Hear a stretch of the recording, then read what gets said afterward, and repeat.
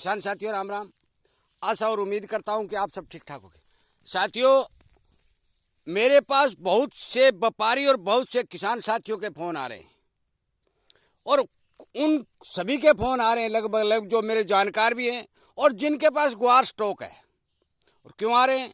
वो चाह रहे हैं कि ग्वार की मौके पर पोजीशन क्या है, क्योंकि पहले जो लोग 35 लाख 30 लाख 40 लाख बोरी का अनुमान लगा रहे थे, कुछ लोगों ने ये सोच लिया कि अब तो बरसातें हो गई, बहुत ज़्यादा प्रोडक्शन हो जाएगा और 1 करोड़ बोरी पैदा हो जाएगी। इस बारे वो ये पूछने की कोशिश कर रहे हैं कि आपके क्षेत्र के अंदर ग्वार कैसा है। सबसे पहले तो मैं आपको एक बात बता दूं, मेरा जिला है सिरसा, हरियाणा का रहने वाला हूं और राजस्थान की बॉर्डर के ऊपर मेरा गांव लगता है। गांव है चारबड़ा। मैं आपको बता दूं कि मेरे गांव से ठीक 15 किलोमीटर पूर्व जो गांव पड़ते हैं, उसके बाद में मंडी आदमपुर आती है, उसके बाद में हिसार आती है, अगरवा मोड़ आता है, हंसी जींद सोनीपत, जो सारा का सारा जो हरियाणा का क्षेत्र है वो टोटली मेरे से पूर्व की ओर रह गया। और मैं आपको बता दूं कि उस क्षेत्र के अंदर संपूर्ण रूप से फसलों को, चाहे वो ग्वार हो, चाहे वो नरमा हो, चाहे वो बाजरी हो, चाहे वो मूंग मोट हो, संपूर्ण रूप से 80% तक का नुकसान उन किसान भाइयों को झेलना पड़ रहा है, क्योंकि लगभग सारे का सारा एरिया जो है पानी से लबालब भरा हुआ है। मैं बता दूं कि हिसार जिले में, अकेले हिसार जिले में 7 नहर टूटी हुई है। एक जो हिसार घग्गर ड्रेन चल रही है, वो ड्रेन ओवरफ्लो होकर अपने आसपास के क्षेत्र को कवर करके नुकसान पहुंचा रही है। भारी भरकम नुकसान हरियाणा के किसानों को, जो राजस्थान के साथ लगते बॉर्डर के एरिया हैं, कम पानी वाला क्षेत्र है, जहाँ ग्वार नरमा मूंग मोट की जो बिजाई होती है, मैं आपको विश्वास दिलाता हूँ, सच्ची बात बताता हूँ कि भारी भरकम नुकसान उन किसानों को हो रहा है। अब मैं बात करता हूँ सिरसा जिला का जो चोपटा ब्लॉक है, उसमें जो राजस्थान के साइड का जो एरिया है, सिरसा साइड का एरिया है, पानी से भरा हुआ है। टोटली मंदोरी हो चाहे चोपटा हो, टोटली सिरसा तक पानी से लबालब एरिया है। परंतु इस साइड जो भादरा साइड है, उस साइड के अंदर अभी तक चोपटा तहसील के अंदर पानी खेतों में नहीं भरा है। परंतु वहां पर अगेत्य ग्वार की स्थिति क्या है, पछेत्ते की क्या है, कितना उसमें ट्राला भरेगा, ये मैं बताने चाह रहा हूँ। ये है अगेत्ता ग्वार, ये जो मैं दिखा रहा हूँ, पूरा जमीन पर लेट गया, पत्तों के ऊपर काले धब्बे बनने शुरू हो चुके हैं, पत्ते खत्म होने, ये आपको दिखाई दे रहे होंगे। मतलब ये इस तरह से सारे के सारे पत्ते छोटे होकर डैमेज होने पर जा रहे हैं। मैं मानता हूं कि इसके अंदर जो फलियां लगी हुई हैं, वो फलियां जैसी भी हैं, काला लिकड़े या सफ़ेद निकले या मिक्स लिकड़े, यदि मौसम खिंड जाता है तो मिक्स लिकड़ जाएगा, नहीं खिंडता है तो वो काला चापड़ के रूप में अगेत्य ग्वार के अंदर जो भी है 5 कुंटल है, 4 कुंटल है, 6 कुंटल है, अगेत्य ग्वार के अंदर जो फलियां लगी हुई हैं उनमें ग्वार निकलेगा। ये एक सच्चाई है। उसके बाद में मैं दिखा दूँ आपको कि ये मध्यम दर्जे के जो ग्वार हैं, उनमें भी रोग लगने स्टार्ट हो चुके हैं। हर पत्ते के अंदर पीलापन और काले धब्बे बनने शुरू हो चुके हैं। ये आपको दिखाई दे ही रहा होगा, मेरे कहने की जरूरत नहीं है। ये जो धब्बे और पीलेपन शुरू हो गया, इसमें कोई फली नहीं बनेगी। कोई चाहे विशेषज्ञ डॉक्टर कितना भी बड़ा हो और कुछ भी डाल लो, क्योंकि समय बलवान होता है।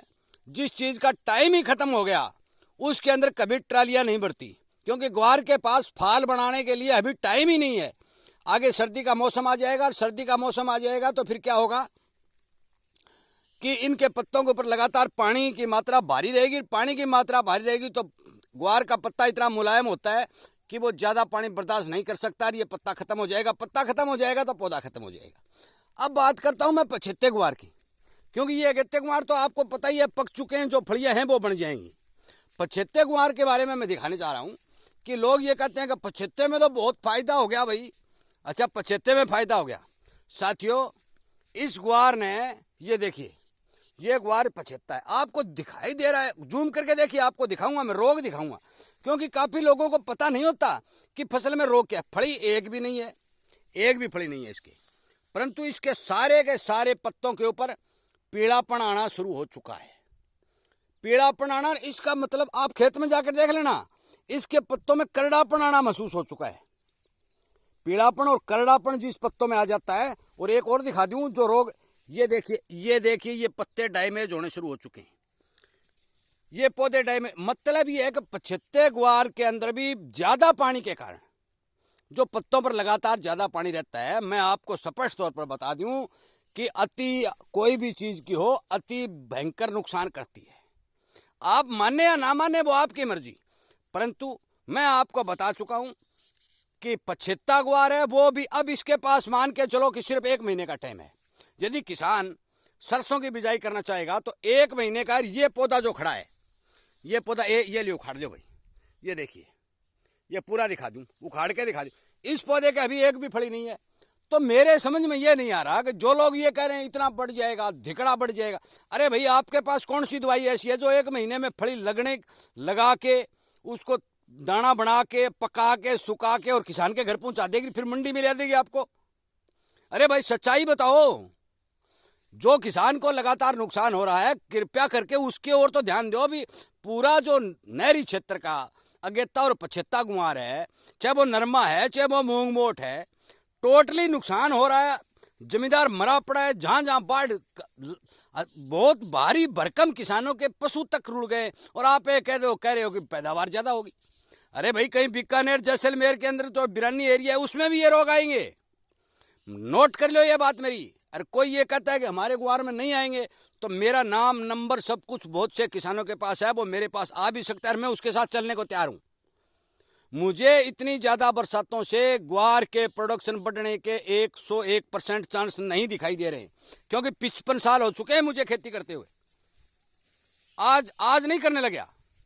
और जहां जहां जिस एरिया के अंदर बरसातें ज्यादा है, ग्वार की पछेत्ती बिजाई है, मैं पहले भी बता चुका हूं कि किसान ग्वार की बीमारी को रोक नहीं सकेगा, क्योंकि लगातार गलस आएगी, ओस आएगी, ओस के कारण पत्तों के ऊपर पानी जमा होगा, पत्ते डैमेज होंगे, और इस तरह से पत्ते गड़ करके ये फंगस अपना घर कर लेगी, पौधे डैमेज होने शुरू हो जाएगी।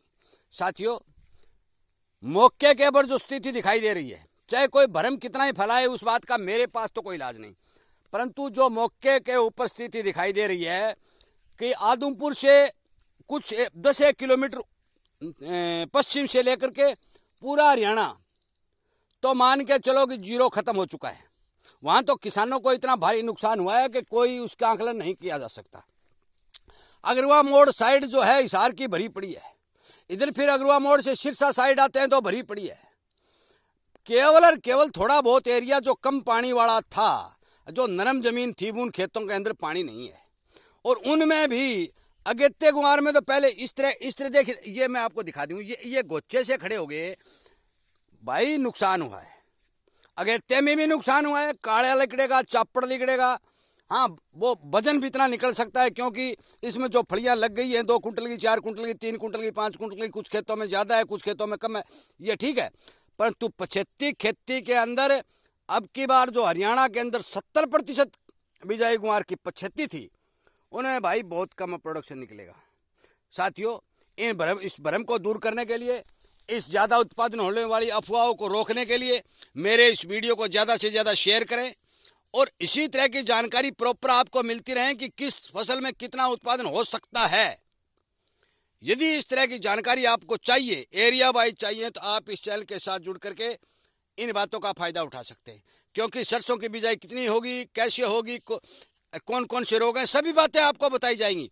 परंतु आज मौके पर जो ग्वार के बारे में जो भ्रम फैलाया जा रहा है, मैं उसकी जानकारी देने जा रहा हूं। और मैं आपसे विनय निवेदन प्रार्थना करता हूं कि इस तरह का जो लंबा जमीन के साथ ग्वार छिप गया, या छोटा ग्वार जो है रोग की चपेट में आ रहा है, लगातार ऊपर से घटाएं चारों ओर से छाई हुई है। साथियों, बहुत मैं कह भी चुका हूं, ज़्यादा बरसात किसान को नुकसान करती है। वीडियो को ज़्यादा से ज़्यादा शेयर करें। सच्ची बातों को सुनने के लिए चैनल के साथ जुड़ें। अफवाहें और भ्रम से बचें और अपने विवेक और समझदारी से काम करें। जय हिंद।